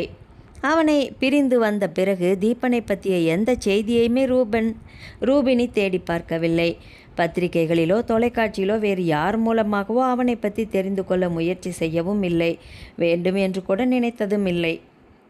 அந்த வாழ்க்கை முடிந்து போன ஒன்று என்று தன் மனதை வலுக்கட்டாயமாக சமாதானப்படுத்தி கொண்டவள். விபத்துக்கு பிறகு தீபன் உயிருடன் மீண்டு விட்டான் என்ற செய்தி மட்டும் எப்படியோ அவள் காதுகளுக்கு வந்து சேர்ந்தது. அதுவே அவளுக்கு போதுமானதாகவும் இருந்தது. எங்கிருந்தாலும் நன்றாக இருந்தால் போதும். அந்த ஒரு நினைப்போடு சென்னையை விட்டு வெளியேறி 6 வருடங்களை கடந்திருந்தாள். நேற்று தான் அவனை மீண்டும் பார்க்கிறாள். அவனை பார்த்த அந்த ஒரு நொடி புதைத்து வைத்திருந்த காதல் மீண்டும் மனதிற்குள் தலை தூக்கியது. என் கணவன், அந்த உரிமை ஒரு கணம் மனதிற்குள் எழுந்தது. அடுத்த நொடியே அது நொறுங்கி போனது. தன்னை அடையாளமே தெரியாத ஒருவரைப் போல கடந்து போன தீபனை பார்த்ததும் எதையும் வெளிக்காட்டி கொள்ளாமல் தன்னை அடக்கி கொண்டாள். இருந்தாலும் மனதின் ஓரத்தில் ஒரு சிறிய நம்பிக்கை இருந்தது. விபத்துக்கு பிறகு நினைவுகளை மறந்திருக்கலாம், கல்யாணம் நடந்திருக்காது, ஒரு நாள் எல்லாமே நினைவுக்கு வந்துவிடும். அந்த எண்ணங்களோடு தான் நேற்றிரவு முழுவதுமே உறங்காமல் கிடந்தாள். கண்களிலிருந்து கண்ணீர் மட்டும் நிற்கவே இல்லை. காலை வரவேற்பு மையத்தில் மீனாவும் நதியாவும் பேசியது காதில் விழுந்தபோது தான் அந்த சிறிய நம்பிக்கையும் சிதறிப்போனது. சாருக்கு கல்யாணம் ஆயிடுச்சு. அந்த ஒரு வாக்கியமே மீண்டும் மீண்டும் காதுக்குள் ஒலித்தது. அதற்கு மேல் அவளால் எதையும் தாங்கிக் கொள்ளவே முடியவில்லை. மனம் பலவீனமடைந்தது. சாருக்கு கல்யாணம் ஆயிடுச்சு. அந்த ஒரு வாக்கியம் மீண்டும் மீண்டும் காதுக்குள் ஒலித்தது. அதற்கு மேல் அவளால் எதையுமே தாங்கிக் கொள்ள முடியவில்லை. மனம் பலவீனமடைந்தது. கண் முன் இருள் சூழ்ந்தது. அதன் பிறகு என்ன நடந்தது என்ற நினைவு மட்டுமே இல்லை. ரூபினியின் முகத்தில் மாறி மாறி தோன்றிய உணர்வுகளை தீபன் கூர்ந்து கவனித்து கொண்டிருந்தான். ஒரு ஏளன புன்னகை அவன் உதட்டில் மெல்ல விரிந்தது. இன்னும் நடிப்புதானா? ரூபினி புரியாமல் அவனை பார்த்தாள். இனிமேல் உன் நடிப்பு எதுவும் என்கிட்ட செல்லுபடியாகாது. அடக்கப்பட்ட குரலில் சொன்னாலுமே ஒவ்வொரு வார்த்தையிலும் அழுத்தம் இருந்தது. திடுக்கிட்டு நிமிர்ந்தாள் ரூபினி. அவன் முகத்தையே பார்த்து கொண்டிருந்தாள். அவன் என்ன சொல்கிறான் என்பதே அவளுக்கு புரியவில்லை. நடிப்பா? நான் எதற்காக நடிக்க வேண்டும்? இவனிடம் நடித்து எனக்கு என்ன ஆகப் போகிறது? கேள்விகள் ஒன்றன் பின் ஒன்றாக மனதிற்குள் எழுந்தன. ஆனால் அவற்றில் ஒன்றுக்கு கூட அவளிடம் பதிலே இல்லை. அவன் பார்வையை நேருக்கு நேர் சந்திக்க முடியாமல் மெதுவாக கண்களை தாழ்த்தி கொண்டாள். ஏன், என்னை பார்க்க கூட உனக்கு இப்போ தயக்கமாக இருக்கா? ரூபினி அமைதியாக நின்றாள். அந்த விக்ரமன் கிட்ட மட்டும் சிரித்து சிரித்து பேசுகிற, அவன்கிட்ட மட்டும் இயல்பாக பழகிற, அது மட்டும் எப்படி உன்னால் முடிகிறது? அவள் புரியாமல் அவன் முகத்தை பார்த்தாள். என்ன உளறுகிறான் இவன்? விக்ரமனா? அவருக்கும் இதற்கும் என்ன சம்பந்தம்? ஒரு வார்த்தை கூட அவளுக்கு புரியவே இல்லை. சில நொடிகள் அமைதியாக நின்றவள் மெதுவாக வாய் திறந்தாள். நீங்கள் என்ன சொல்கிறீங்கன்னே எனக்கு புரியல சார். எப்படி புரியும்? கிண்டலாக சிரித்தான் தீபன். புரிஞ்சாலும் புரியாத மாதிரி நடிக்கிறது தானே உனக்கு வழக்கம். ரூபணி அப்படியே நின்றாள். தீபன், பணத்துக்காக காதலிக்கிற மாதிரி நடித்து என்னை திருமணம் பண்ணிக்கிட்டவ தானே நீயே? அந்த ஒரு கேள்வியே போதுமே. ரூபினியின் கண்கள் விரிந்தன. ஒரு நொடி அவள் மூச்சே நின்று விட்டது. அப்படின்னா இவருக்கு எல்லாமே ஞாபகத்தில் இருக்கா? அவள் முகத்தில் பரவிய அதிர்ச்சி மெல்ல மகிழ்ச்சியாக மாறியது. இதுவரை சுமந்து கொண்டிருந்த பாரம் இறங்கியது போல அவன் முகத்தையே பார்த்தாள். கண்களில் சொல்ல முடியாத ஒரு நிம்மதி. உதடுகள் தன்னையும் மீறி சிரிக்கத் தொடங்கியது. தீபன் என்ற பெயர் கிட்டத்தட்ட உதடு வரை வந்துவிட்டது. அதன் பின்னர் தான் அவன் சொன்ன ஒவ்வொரு வார்த்தையும் மனதிற்குள் ஒலிக்கத் தொடங்கியது. பணத்துக்காக காதலித்தது போல நடித்தாயா? என்னை திருமணம் செய்து கொண்டாயா? ஒவ்வொரு வார்த்தையாக அவள் மனதுக்குள் இறங்கியது. மகிழ்ச்சியில் மலர்ந்திருந்த முகம் மெல்ல மாறியது. நானா நடித்தேனா? பணத்துக்காகவா? கேள்விகள் ஒன்றன் பின் ஒன்றாக மனதிற்குள் வரிசையாக எழுந்தது. அதிர்ச்சியில் அவள் முகம் முறைந்தே போனது. அவன் முகத்தையே இமைக்காமல் பார்த்து கொண்டிருந்தாள். அவளது விழுங்கும் பார்வையை கண்டு ஒரு கணம் கண்மூடி திறந்தான் தீபன் சக்கரவர்த்தி. மீண்டும் அவளை உற்று நோக்கினான். இனியும் என்னை ஏமாற்ற முடியாது. சிறிது நேர அமைதிக்கு பின், ரூபி. அடுத்த நொடியே தலையை அசைத்தவன், சேச்ச இல்லை, ரூபினி என்றான் அழுத்தமாக. அவளுக்கு இம்மையும் புரியவில்லை, மறுமையும் புரியவில்லை. நான் எதற்காக இவரை ஏமாற்ற வேண்டும்? இவரை உயிருக்குயிராக காதலித்தவள் நான் தானே. அவள் மனம் அதைத்தான் திரும்ப திரும்ப சொல்லிக் கொண்டிருந்தது. நான் உயிருக்கு போராடி கொண்டிருந்த நேரத்தில் நான் பிழைக்க மாட்டேன்னு முடிவு பண்ணிட்டேன் இல்லை? அவன் குரல் மேலும் இறுகி வெளிவந்தது. என்னோட பணம் உனக்கு கிடைக்காதுன்னு தெரிஞ்சதும் திருமண பத்திரத்தையே கிழிச்சு என் அம்மா முகத்தில் தூக்கி எறிஞ்சிட்டு போனவ தானே நீ? ஒரு கணம் நிறுத்தியவன், அவ்வளவு பணப்பேயாடி நீ என்றான். அந்த வார்த்தைகள் ஒவ்வொன்றும் ரூபினியின் நெஞ்சில் ஈட்டியாக பாய்ந்தது. விதிர் விதிர்த்து போனாள். அவனை பார்த்தபடியே நின்றிருந்தாள். பேசுவதற்கு வார்த்தைகளே கிடைக்கவில்லை. ரூபினியால் ஒரு வார்த்தை கூட பேசவும் முடியவில்லை. மனம் மட்டும் 1000 கேள்விகளை எழுப்பியது. என்ன நடந்தது? நீ ஏன் என்னை விட்டு போனாய்? அவன் கேள்வி கூட கேட்கவில்லையே அதை பற்றி. முடிவே பண்ணிவிட்டு இல்லை பேசுகிறான். அவன் முகத்தையே பார்த்தாள். இவன்கிட்ட நான் என்ன சொல்லி புரிய வைக்க முடியும்? இவன் அம்மா பண்ணியது தப்புன்னு என்னால் சொல்ல முடியுமா? என்னை வீட்டை விட்டு விரட்டி அடித்தது உன் அம்மாதான், உன் மாமாதான்னு சொல்ல முடியுமா? மருத்துவமனை வாசலில் நின்றிருந்த அவளை ஈவு இரக்கமே இல்லாமல் அனுப்பி வைத்த முகங்கள் நினைவில் வந்து நின்றது. அதை இவனிடம் சொல்ல முடியுமா? சொன்னால்தான் நம்புவானா? ஒரு மகன் தன் தாயை பற்றி அப்படியொரு விஷயத்தை ஏற்றுக்கொள்வானா? எதை சொல்லி தன் நிலையை நிரூபிப்பது? திருமண பத்திரத்தை அவள் கையிலிருந்து பிடுங்கி கொண்டது யார்? அதை கிழித்து போட்டது யார்? அந்த பத்திரத்தின் கிழிந்த துண்டுகள் எப்படி இவன் கையில் போய் சேர்ந்தது? அத்தனையும் தெரிந்திருந்தும் சொல்ல முடியாத நிலை. உன் அம்மா சொன்னது எல்லாமே பொய் தான் என்று இவனிடம் நான் எப்படி சொல்ல முடியும்? அப்படி சொன்னால்தான் நம்புவானா? உள்ளம் குமரியது. வார்த்தைகள் மட்டும் தொண்டையை தாண்டி வரவில்லை. என்ன வாய் அடைச்சு போச்சா? தீபனின் குரலில் ஏளனம் இருந்தது. நீ பண்ணின தகுடுதத்தம் எல்லாமே எனக்கு தெரிஞ்சிடுச்சின்னு நினச்சி திகச்சு போயிட்ட இல்லையா? ரூபினி அமைதியாக அவனை பார்த்தாள். எப்படி தெரியாமல் போகும்? என்றாவது ஒரு நாள் எல்லா உண்மையும் வெளியில் வரத்தானே போகும். அவன் குரல் இன்னும் இறுகியது. என்ன நீ உதறிட்டா எனக்கு வாழ்க்கையே இல்லாமல் போயிடும்னு நினச்சியா? ஒரு நொடி இடைவெளி விட்டவன் அவள் கண்களை நேராக பார்த்தான். கேவலம் பணத்துக்காக என்ன உதறியவதான நீயே? அந்த வார்த்தை ரூபினியின் நெஞ்சை அறுத்தது. அவள் உதடுகள் ஏதோ சொல்ல துடித்தன. ஆனால் மூச்சுக்காற்றுக்கே திணறுபவள் வார்த்தைகளை எப்படி வெளியே விட முடியும்? உன்னை விட அருமையான வாழ்க்கை எனக்கு அமைஞ்சிருக்கு. தீபன் குரலில் அழுத்தம் கூடிக்கொண்டே போனது. என் மாமன் மகளையே கல்யாணம் பண்ணிக்கிட்டு சந்தோஷமாக வாழ்ந்துட்டுருக்கேன். ரூபினியின் முகத்தில் பார்வையை பதித்தபடியே தொடர்ந்தான். என்னோட உயரம் என்ன, என்னோட பணபலம் என்ன, அதை உனக்கு காட்டதான் நான் இந்த ரிசார்ட்டையே விலைக்கு வாங்கி இங்கே வந்து சேர்ந்தேன். ஒரு நொடி இடைவெளி விட்டவன், எவ்வளோ பெரிய வாழ்க்கையை நீ இழந்திருக்கன்னு உன் கண்ணு முன்னாலேயே நீ அதை பார்க்கணும். அவன் உதட்டில் ஏளன சிரிப்பு மெல்ல விரிந்தது. அந்த நாளில் என் உயிரை விட உனக்கு பணம் தானே பெருசாக தெரிஞ்சுது?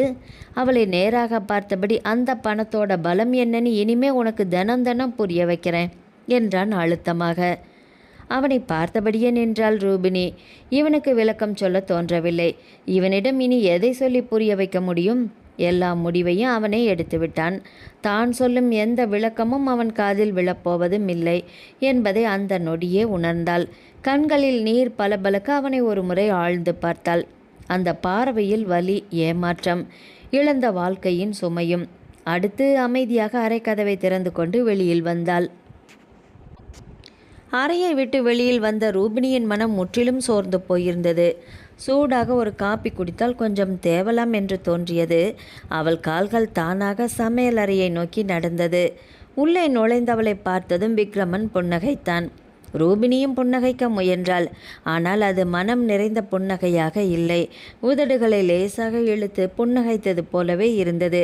அதை கவனித்த விக்ரமனோ, என்ன ரூபினி ஒரு மாதிரியாக இருக்கிறீங்க என்று கேட்டான். ஒன்றுமில்லை என்றால் மெதுவாக. இரு 5 நிமிஷம். அடுப்பின் அருகே சென்றவன், உனக்காக ஒரு ஸ்ட்ராங் காஃபி போட்டு தரேன் என்றான். சில நிமிடங்களில் சூடான காப்பி கோப்பையை அவள் முன் நீட்டினான். இதோ தேங்க்ஸ் என்று வாங்கி கொண்டாள் ரூபினி. கிச்சனை ஒட்டி இருந்த சிறிய டைனிங் பகுதியில் சென்று ஒரு நாற்காலியை இழுத்து அமர்ந்தாள்.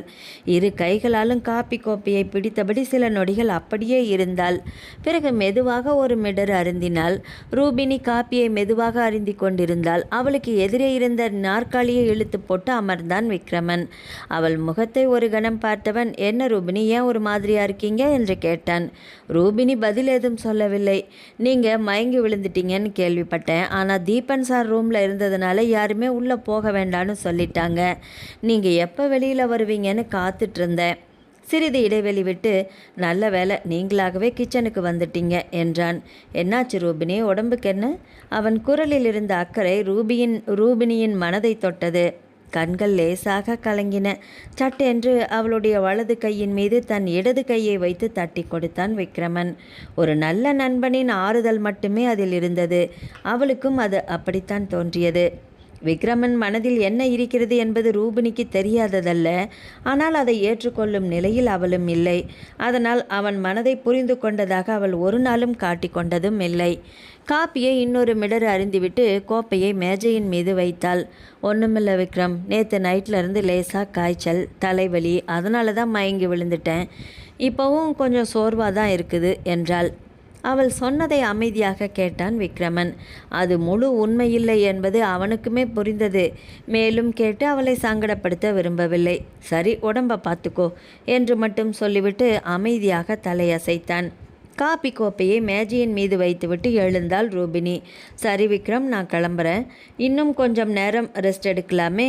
இல்லை, காலையிலிருந்து வேலையே கவனிக்கல. இன்னும் முடிக்காமல் நிறைய வேலைங்க பாக்கி இருக்கு, போய் தான் பார்க்கணும் என்றவள் நாற்காலியை உள்ளே தள்ளிவிட்டு மெதுவாக நடந்தாள். அவள் போவதையே அமைதியாக பார்த்தபடி அமர்ந்திருந்தான் விக்ரமன். கிச்சனை விட்டு வெளியே வந்தாள் ரூபினி. லாபியை கடந்தபோது எதிரே நின்றிருந்த தீபன் அவள் கண்களில் பட்டான். மார்புக்கு குறுக்கே கைகளை கட்டியபடி அவளையே பார்த்து கொண்டிருந்தான். அவனை அங்கே எதிர்பார்க்காததால் ஒரு கணம் தடுமாறினாள். அடுத்த நொடியே தன்னை சமாளித்து கொண்டவள் வழக்கம் போல அவன் அருகில் சென்று நின்றாள். சார், தீபன் எதுவும் பேசவில்லை. அவள் ஒரு நொடி காத்திருந்தாள். மதியத்துக்கு ரெசார்ட் முழுக்க ஒரு விசிட் போகிறதா இருந்தீங்களே, அதுக்கு அரேஞ்ச்மெண்ட் பண்ணிட்டோமா சார்? அவன் பதில் சொல்லாமல் அவளையே பார்த்து கொண்டிருந்தான். இல்லை, முதல்ல நேற்று ஹேண்ட் ஓவர் ஆன ஃபைல்ஸ் எல்லாத்தையுமே உங்களுக்கு எக்ஸ்பிளைன் பண்ணணுமா சார் என்று கேட்டாள். அவன் இன்னும் அமைதியாகத்தான் நின்றான். அவன் பார்வையில் ஏதோ வித்தியாசம் இருப்பதை உணர்ந்த ரூபினி அவன் முகத்தை பார்த்தாள். அவன் பார்வை மட்டும் அவள் முகத்திலிருந்து விலகவே இல்லை. பின் அவளை பார்த்து, இவன் உன் லிஸ்டில் எத்தனையாவது நபர் என்று அழுத்தமாக கேட்டான். ரூபினி புரியாமல் அவன் முகத்தை பார்த்தாள். என்ன சார் சொல்கிறீங்க? உன்னிடம் ஏமாந்தவங்க லிஸ்டில் இந்த விக்ரமன் எத்தனையாவது நபர்னு கேட்டேன். அவன் ஒவ்வொரு வார்த்தையையும் அழுத்தி சொன்னான். ரூபினியின் உடம்பெல்லாம் எரிவது போல இருந்தது. இவ்வளவு கேவலமாவா என்னை பற்றி நினச்சிருக்கான்? மனம் துடித்தது. 1000 பேர் 1000 விதமாக சொன்னாலும் என் மேலே முழு நம்பிக்கை இருந்திருந்தா இப்படி ஒரு வார்த்தை இவன் வாயிலிருந்து வந்திருக்குமா? ஒரே ஒரு நாள் கூட நான் அவனை ஆத்மார்த்தமாக காதலிச்சேன்னு அவனால் நம்பவே முடியலையே. அந்த எண்ணம் நெஞ்சை நசுக்கியது. நான் இப்படித்தானே முடிவே பண்ணிட்டு பேசுகிறவங்கிட்ட என்ன விளக்கம் சொல்ல முடியும்? திரும்ப திரும்ப வார்த்தைகளாலேயே குத்துறான். நான் அப்படிப்பட்டவை இல்லை என்று வாய்விட்டு கத்த வேண்டும் போல இருந்தது. ஆனால் அந்த சூழ்நிலை அவளை கட்டி போட்டது. சில நொடிகள் அவன் முகத்தையே பார்த்தாள். பிறகு அமைதியாக திரும்பி தன் அலுவலக அறையை நோக்கி நடந்தாள். அவள் போவதையே எரிக்கும் பார்வையோடு பார்த்து கொண்டு நின்றிருந்தான் தீபன் சக்கரவர்த்தி. அலுவலக அறைக்குள் நுழைந்த ரூபினி கதவை மெதுவாக சாத்திவிட்டு தனது நாற்காலியில் வந்து அமர்ந்தாள். உடம்பில் இருந்த மொத்த சோர்வும் ஒரே நேரத்தில் வந்து உட்கார்ந்து கொண்டது போல இருந்தது. மெதுவாக மேஜையின் மீது தலை சாய்த்தாள். இதுவரை அடக்கி வைத்திருந்த கண்ணீர் கண்களை மீறி வழிந்தது. அனைவர் முன்னிலையிலும் ஒரு வார்த்தை கூட பேசாமல் இருந்தவன் தனிமை கிடைத்தவுடன் வார்த்தைகளால் தன்னை தீயாக சுடுவதை அவளால் தாங்கிக் கொள்ளவே முடியவில்லை. அவன் சொன்ன ஒவ்வொரு வார்த்தையும் மீண்டும் மீண்டும் மனதிற்குள் ஒலித்தது. கண்களை இறுக்கமாக மூடிக்கொண்டாள். பேசாமல் இந்த வேலையை விட்டுட்டு வேற எங்கேயாவது போயிடலாமா? அந்த எண்ணம் முதல் முறையாக அவள் மனதில் தோன்றியது. எங்கே போவது? எந்த இடம் சென்றாலுமே இதே போல அங்கேயும் தன்னை தேடி வந்து காயப்படுத்த மாட்டான் என்பது என்ன நிச்சயம்? அப்படியே போனாலும் உடனடியாக அப்படி எங்கே தான் சென்று விட முடியும்? ஆனால் அதற்கும் பதில் கிடைக்கவில்லை.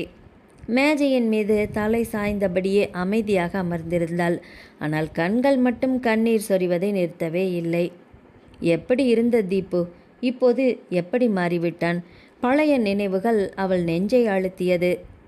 கல்லூரியின் முதல் நாள் வளாகம் முழுவதும் புதிதாக சேர்ந்த மாணவர்களின் சலசலப்பால் நிரம்பியிருந்தது. கையில் சேர்க்கை கோப்புகளுடன் யாரையோ தேடுவது போல ஒவ்வொரு கட்டிடத்தையும் பார்த்தபடியே நடந்தாள் ரூபினி. புதிய இடம், புதிய முகங்கள், எல்லாமே அவளுக்கு புதிதாக இருந்தது. ஹோட்டல் மேனேஜ்மெண்ட் துறைக்கு செல்லும் வழியை விசாரித்து கொண்டே நடந்தவள் மரங்கள் அடர்ந்திருந்த நடைபாதைக்குள் நுழைந்தாள். ஹே, ஃபர்ஸ்ட் இயர் என்று குரல் கேட்டதும் அவள் கால்கள் தானாக பிரேக் போட்டது. 4-5 பேர் கொண்ட இறுதி ஆண்டு மாணவர்கள் சிரித்தபடி அவளை சுற்றி கொண்டு நின்றனர். எந்த டிபார்ட்மெண்ட்? ஹோட்டல் மேனேஜ்மெண்ட், மெல்லிய குரலில் சொன்னாள். பெயர்? ரூபினி. இவ்வளோ பயமா? நாங்கள் ஒன்றும் உன்னை கடித்து சாப்பிட மாட்டோம். அவர்களின் சிரிப்பு அதிகமானது. ரூபினியின் கைகளில் இருந்த கோப்பு லேசாக நடுங்கியது. சரி சரி, ஒரு பாட்டு பாடு பார்க்கலாம், அல்லது ஒரு டான்ஸாவது ஆடு, இல்லைன்னா உன்னை உள்ளேயே விட மாட்டோம். ஒவ்வொருவரும் ஒவ்வொன்றாக சொல்ல ஆரம்பித்தனர். என்ன செய்வது என்று தெரியாமல் நின்றாள் ரூபினி. அந்த நேரத்தில் இங்கே என்ன நடக்குது என்ற ஆண்மையான குரல் பின்னால் ஒலித்தது. அந்த குரலை கேட்டதும் அனைவருமே திரும்பி பார்த்தனர். கருப்பு ஜீன்ஸும் வெள்ளை சட்டையும் அணிந்திருந்த தீபன் சக்கரவர்த்தி மெதுவாக அவர்களை நோக்கி நடந்து வந்தான். சும்மா ஜாலிக்கு தான் அண்ணா என்று ஒருவன் சிரித்தான். தீபன் ரூபினியை ஒரு கணம் பார்த்துவிட்டு மீண்டும் அவர்களிடம் திரும்பினான். ஜாலியாக இருந்தால் சரிதான், அளவு மீறாமல் பார்த்துக்கோங்க, அமைதியான குரலிலேயே சொன்னான். ஃபர்ஸ்ட் இயர் பொண்ணு, போக விட்டுடுங்க. அவன் சொன்ன விதத்தில் மறுப்பதற்கு இடமே இல்லை. அவர்கள் சிரித்தபடியே வழிவிட்டு நின்றனர். ரூபினி இன்னும் அதே இடத்தில்தான் தயக்கத்தோடு நின்றிருந்தாள். தீபன் அவளை பார்த்தான். கிளாஸ் எங்கன்னு தெரியாதா? அவள் மெதுவாக தெரியாது என்ற நோக்கில் தலையசைத்தாள். நேராக போங்க, வலது பக்கம் 2வது பில்டிங், முதல் மாடி. தேங்க்ஸ் என்ற வார்த்தை அவளிடமிருந்து தடுமாறி வெளிவந்தது. தீபன் லேசாக தலையசைத்துவிட்டு வேறு எதுவும் பேசாமல் அங்கிருந்து நடந்து சென்றான். அவன் சென்ற திசையையே சில நொடிகள் பார்த்து கொண்டிருந்தாள் ரூபினி. பிறகு ஆழமாக மூச்சை இழுத்து கொண்டு அவன் சொன்ன வழியிலேயே வகுப்பறையை நோக்கி நடந்தாள். 1 மாதம் கழிந்த நிலையில் கேன்டீனில் காப்பி குடித்து கொண்டிருந்தான் தீபன். அப்பொழுது அந்த வழியாக கடந்து சென்ற ரூபினியின் பார்வை தீபனை கண்டதும் ஒரு நொடி தேங்கி நின்றது. அதே சமயம் தீபனும் அவளை நிமிர்ந்து பார்த்தான். அவன் பார்வையை கண்டதும் ரூபினியின் பார்வை தயக்கத்தோடு தாழ்ந்தது. பின் திரும்பவும் அவனை பார்த்து கொண்டே அந்த இடத்தை விட்டு அகன்று சென்றாள். அவள் பார்வை அவனின் மனதில் மெல்லிய தென்றலை வீசச் செய்தது. தீபனின் முகத்தில் அவனையும் அறியாமல் புன்னகை வந்தது. அப்பொழுது அதே புன்னகை அவனை கடந்து சென்ற ரூபினியின் மனதிலும் வந்தது, ரூபினியின் முகத்திலும் வந்தது. இருவருக்கும் இடையே ஒரு மெல்லிய நெருக்கம் வந்தது. அடுத்தடுத்த சந்திப்புகளில் அவர்களின் பேச்சிலும் நடவடிக்கைகளிலும் இயல்பான நெருக்கம் வர இருவருக்குமே உள்ளுக்குள் ஒருவரை ஒருவர் காதலிக்க ஆரம்பித்து விட்டார்கள். ஆனால் யார் முதலில் பூனைக்கு மணி கட்டுவது என்று இருந்தார்கள். தயக்கம் நீங்கி முதலில் சொன்னது என்னவோ ரூபினி தான். ஒரு மழை நாளில் பஸ்ஸுக்காக காத்திருந்த ரூபினியின் அருகில் வண்டியில் ரெயின்கோட் அணிந்து வந்து நின்றான் தீபன். ரூபினி, இன்னைக்கு இந்த மழையில் பஸ் கிடைக்கிறதே கஷ்டம், அதனால் உனக்கு ஆட்சேபனை இல்லைன்னா என்னோடு வரியா, நான் உன்னை வீட்டில் விட்டுறேன் என்று அழைத்தான். அவனை ஆழ்ந்து பார்த்த ரூபினியோ பின் மெதுவாக சொன்னாள், உங்களோட வர்றதில் எனக்கு பிரச்சனை இல்லை, ஆனால் நான் உங்களை காதலிக்கிறது வீட்டுக்கு தெரிந்து போகுமே என்ற பயம்தான் காரணம் என்று சொல்ல, அவள் சொன்னதன் அர்த்தம் புரிய கண்கள் விரிய பார்த்தான். மெல்ல புன்னகை விரிந்து முகத்தோடு பைக்கை ஓரம் கட்டி நிறுத்திவிட்டு அவள் அருகில் நெருங்கி நின்றான். நான் கொஞ்சம் டியூப்லைட்டு, நீ சொன்னதன் அர்த்தம் சரியாக புரியல, அதை தெளிவாக மீண்டும் ஒரு முறை சொல்கிறியா என்று வெண்பற்கள் மின்ன கேட்டான். Golden words cannot be repeated என்று சொல்லி சிரித்தாள் ரூபினி. அவளின் காதை செல்லமாக பிடித்து மெதுவாக திருகினான் தீபன். அவர்கள் காதல் நாளொரு மேனியும் பொழுதொரு வண்ணமுமாக வளர்ந்தது. தீபனுக்கு காலேஜ் இறுதி செமஸ்டர் முடியும் நாளும் வந்தது. ரூபி, நாம் கல்யாணம் பண்ணிக்கலாமா என்று கேட்டான். தீபன், எங்கள் குடும்பம் ஆச்சாரமான குடும்பம், உங்களுக்கே தெரியும். காதல் திருமணத்துக்கு அவங்க ஒத்துக்கவே மாட்டாங்க, அதனால் நம்ம கல்யாணத்துக்கு என் பெற்றோர்கள் அனுமதி தர மாட்டார்களே என்று ரூபினி சொல்ல, என் அம்மாவை பற்றியும் நான் சொல்லியிருக்கிறேன் இல்லை ரூபி, என் மாமா பொண்ணு தான் கட்டிக்கணும்னு ஆரம்பத்துலேருந்தே சொல்லிகிட்ருக்காங்க. அவங்களும் நம்ம காதலை ஏற்றுக்க மாட்டாங்க தான். என் மாமா பொண்ணு மாளவிகா என்னை கல்யாணம் பண்ணிக்க காத்துட்டு இருக்கா. அதனால் நம்ம 2 பேர் குடும்பத்துலேயும் நம்ம கல்யாணத்துக்கு சம்மதம் கிடைக்காது. நாம் அவங்கக்கிட்ட சொல்லாமல் ரிஜிஸ்டர் மேரேஜ் பண்ணிக்கலாம். நம்ம பிரியவே முடியாத உறுதியான பந்தத்தில் இணைந்த பின்னாடி அவங்கக்கிட்ட சொல்லலாம். அதுக்கப்புறமா அவங்களால நம்ம பிரிக்க முடியாது இல்லையா என்று ஐடியா சொல்ல, அது ரூபினிக்கும் பயமாக இருந்தாலும் அதுதான் சரி என்றும் பட்டது. அடுத்த வாரமே இருவரும் நெருங்கிய நண்பர்கள் துணை கொண்டு ரிஜிஸ்டர் மேரேஜ் பண்ணி கொண்டார்கள். கோயிலில் வைத்து முறைப்படி தாலி மட்டும் கட்டிக்கொள்ளவில்லை, திருமணத்தை பதிவு பண்ணிவிட்டு பதிவு சான்றிதழையும் வாங்கி ரூபினியிடமே கொடுத்துவிட்டு அவள் படிப்பு முடிந்த பின்னால் முறைப்படி கோயிலில் வைத்து திருமணம் செய்ய முடிவு செய்தார்கள். ரூபினிக்கு இன்னும் 1 வருட படிப்பு இருந்த நிலையில் தீபன் பைக் ஆக்சிடென்ட்டில் சிக்கி தன் சுயநினைவை இழந்தான். கேள்விப்பட்டு மருத்துவமனைக்கு கதறிக்கொண்டு பார்க்க ஓடிய ரூபினியை பற்றிய முழு விவரமும் தீபனின் அம்மா ராஜேஸ்வரிக்கு தெரிந்து போக, அவர் அண்ணன் மகேஸ்வரனிடம் சொல்லி அவளிடமிருந்த திருமண ஒப்பந்த பத்திரத்தை பிடுங்கி கொண்டு மிரட்டி அவளை ஓடவிட்டார்கள். இங்கே பாரு, நீ இந்த கல்யாண விஷயத்தை பற்றி யார்கிட்டையாவது சொன்ன, உன் குடும்பத்தையே கூண்டோட அழிச்சிடுவேன். என்னை பற்றி உனக்கு தெரியாது. என் பொண்ணு தான் தீபனுக்கு கல்யாணம் பண்ணி வைக்க போகிறேன். அதுக்கு தடையாக நிற்கிற யாரையுமே நான் உயிரோடையே விட மாட்டேன். ஏன் தீபனையும் தான். என் மகளை கட்டிக்கலைன்னா அவனுமே உயிரோடு இருக்க லாய்க்கில்லாதவன் தான். இத்தனை சொத்தையும் எவ்வளோ ரோட்டில் போகிற பிச்சைக்கார நாய்க்கு அனுபவிச்சுக்கோன்னு விட்டுடுவேனா? நீ இங்கே வந்த தடமும் தெரியக்கூடாது, போன இடமும் தெரியக்கூடாது.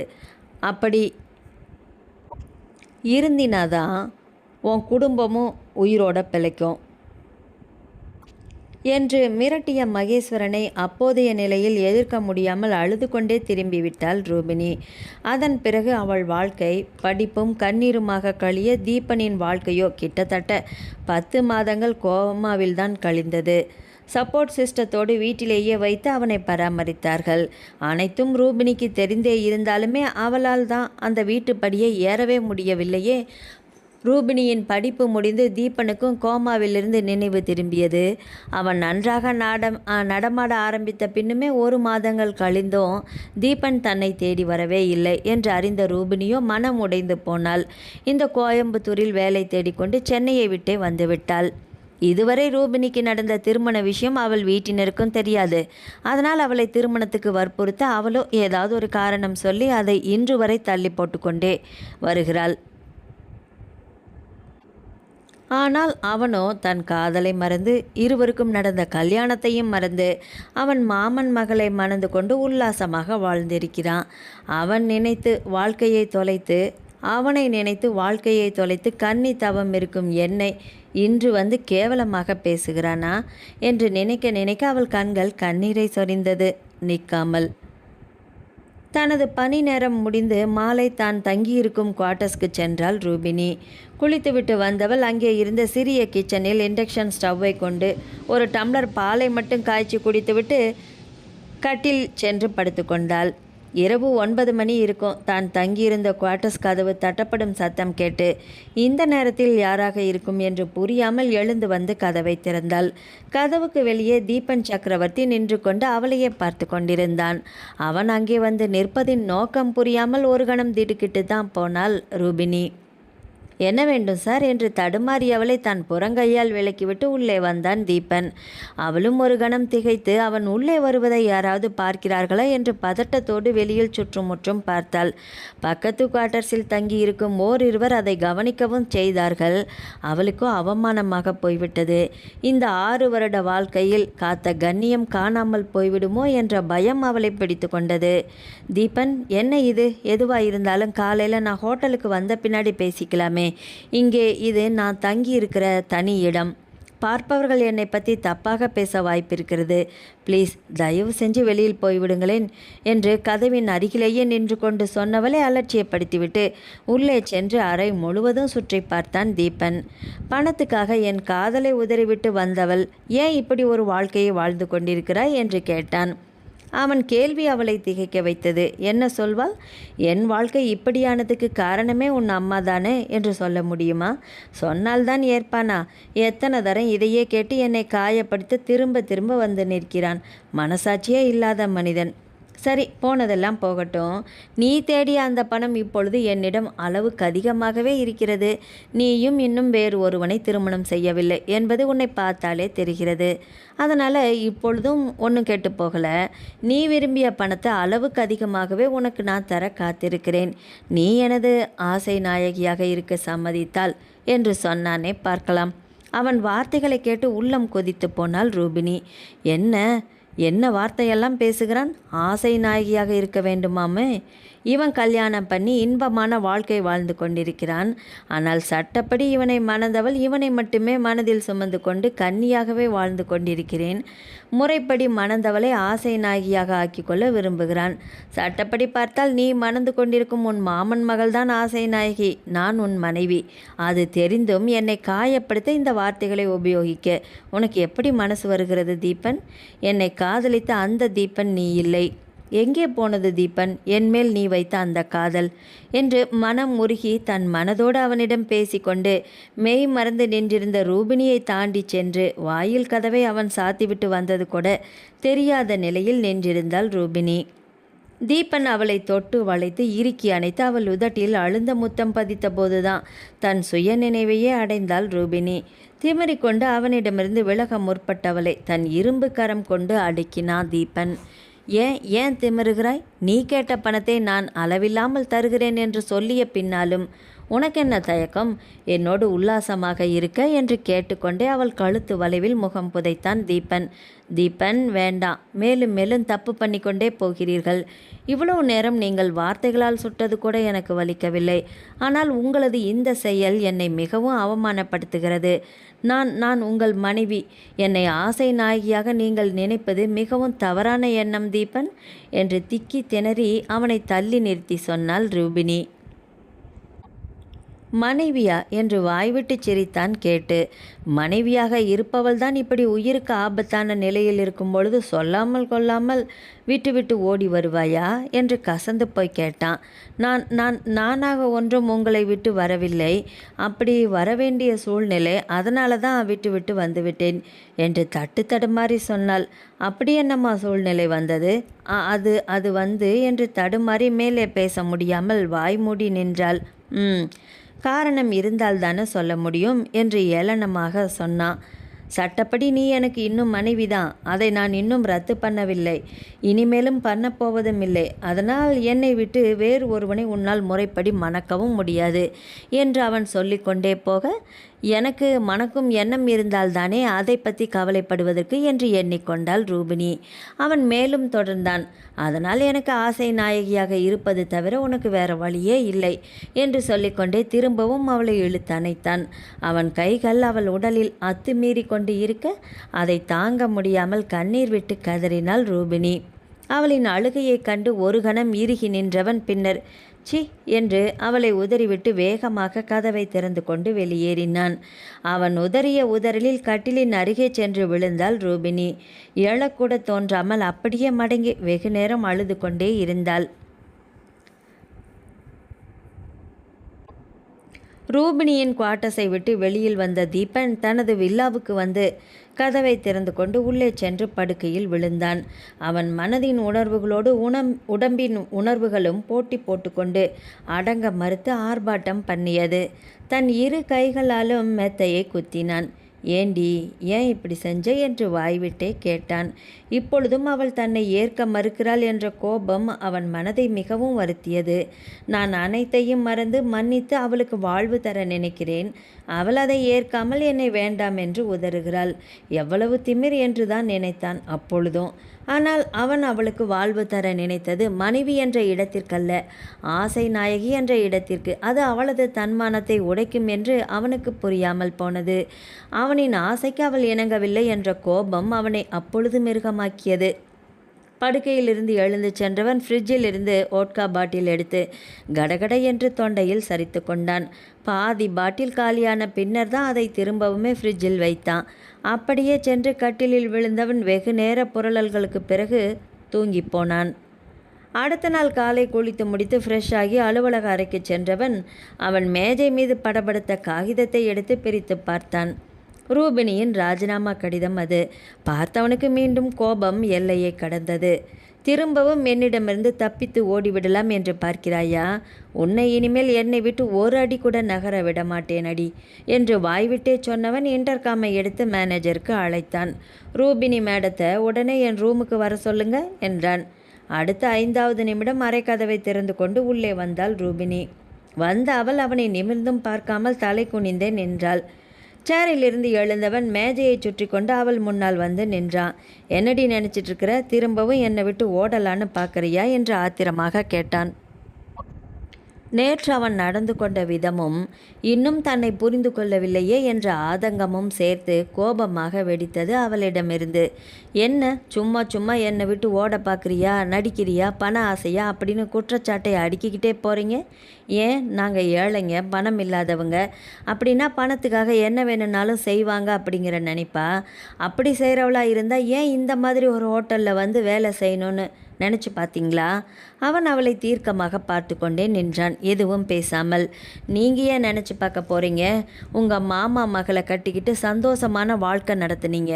உங்கள் மாமா எங்களை ஓட ஓட விரட்டுவேன், குடும்பத்தில் ஒருத்தரையும் உயிரோட விட மாட்டேன், இந்த ஊரை விட்டே ஓடி போயிடணும்னு சொல்லி கையில் இருக்கிற பத்திரத்தையும் பிடுங்கிக்கிட்டு வீட்டு வாசல்லையே கழுத்தை பிடிச்சி வெளியில் தள்ளினாங்க.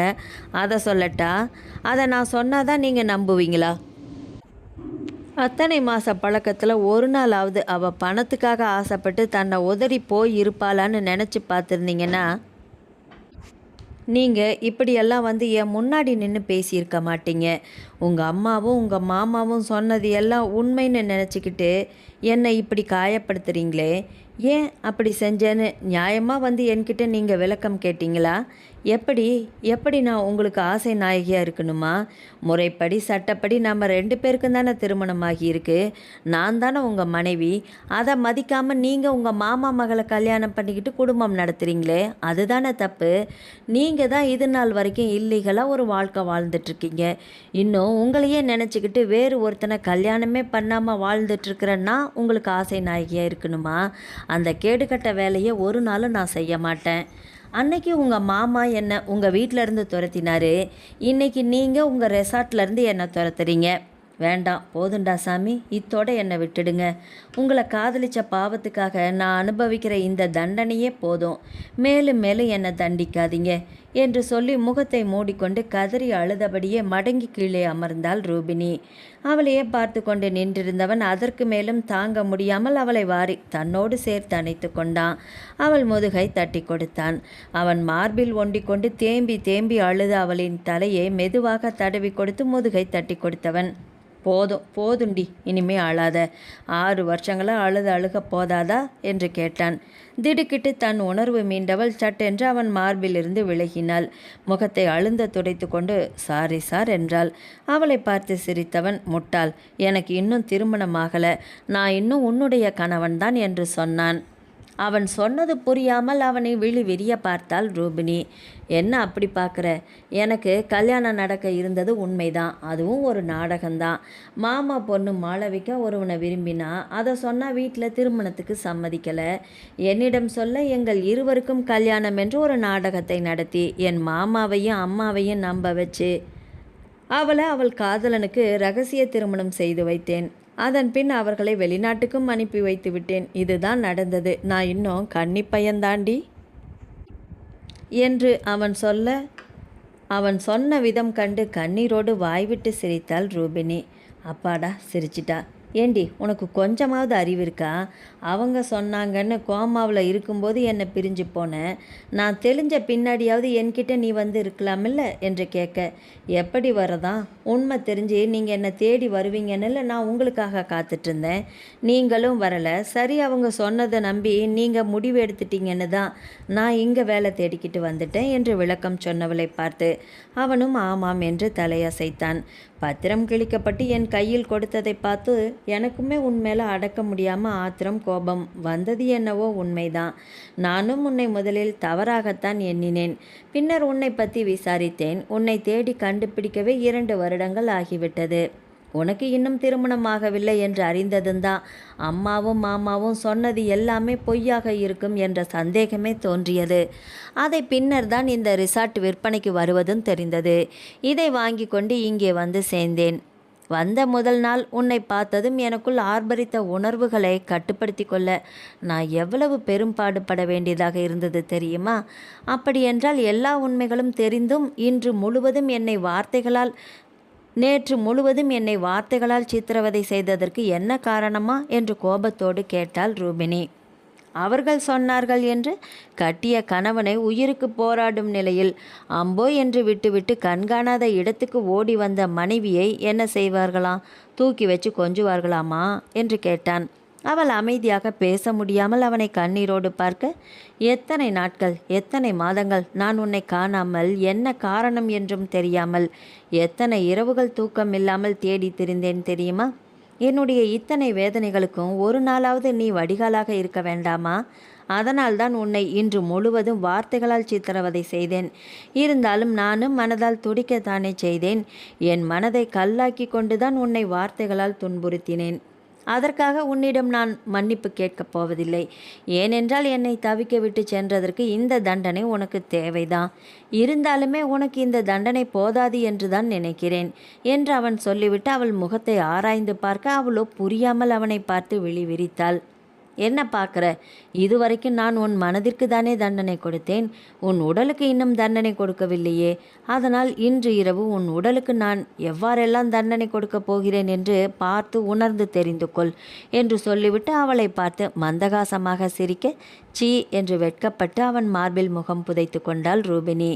அவளை தன்னோடு இறுக்கி அணைத்து கொண்டவன், ரூபி, முறைப்படி உன் கழுத்தில் தாலி இன்னும் கட்டவில்லை. ஏற்கனவே கல்யாணமான நமக்கு இந்த தாலி சம்பிரதாயமெல்லாம் ஒரு பெரிய விஷயமே இல்லை. என்றாலுமே நாளை நல்ல நாளாக இருக்க இந்த ரிசார்ட்டில் உள்ளவர்களை வைத்து இங்கே இருக்கும் அம்மன் கோயிலில் முறைப்படி உன் கழுத்தில் தாலி கட்டப் போகிறேன். அதற்கு உண்டான எல்லா ஏற்பாடுகளும் செய்தாகிவிட்டது. இந்த ரிசார்ட்டில் இருக்கும் அனைவருக்குமே நீ என் மனைவி என்பதும் அறிவிக்கப்பட்ட ஒன்று. அதை யாரும் காட்டிக்கொள்ளக்கூடாது என்பது எனது கட்டளை. நளினியும் மீனாவும் உன் காதுபட பேசிய விஷயம் நான் சொல்லி அவர்கள் செய்ததுதான் என்று அவன் சொல்ல சொல்ல அவனை ஆச்சரியமாக பார்த்தாள் அவள். இவ்வளவு ஏற்பாடுகளும் எனக்கு தெரியாமல் பண்ணிவிட்டு நேற்று என்னை அப்படி வைத்தீர்களா என்று கேட்டாள். என்ன செய்ய, இனி ஒரு முறை யார் பேச்சையும் கேட்டுக்கொண்டு என்னை மீண்டும் தவிக்க விட்டுவிட்டு சென்று விடக்கூடாது அல்லவா? அதற்காகத்தான் உனக்கு இந்த தண்டனை என்று அவன் சொல்ல, என் உயிர் பிரியும் வரை இனி உங்களை நான் விட்டு செல்ல மாட்டேன் தீபு என்று சொல்லி அவன் மார்பில் சாய்ந்தாள் ரூபினி. அப்படியே இருந்தால் உனக்கும் நல்லதுதான். இல்லையென்றால் நீ எங்கு சென்றாலுமே தேடி வந்து உன்னை துன்புறுத்தாமல் விடமாட்டேன் என்று அவனும் சொல்ல அவனை செல்லமாக குத்தினாள். அவள் கைகளை பிடித்து பின்னால் வளைத்து தன் உடலோடு இறுக்கி அணைத்து தன் இதழ்கள் கொண்டு மூடினான் தீபன் சக்கரவர்த்தி. நாவல் முடிவடைந்தது. ஆதரவளித்த அனைத்து உள்ளங்களுக்கும் நன்றி. மீண்டும் அடுத்த ஒரு நாவல் பதிவில் சந்திக்கலாம். வணக்கம்.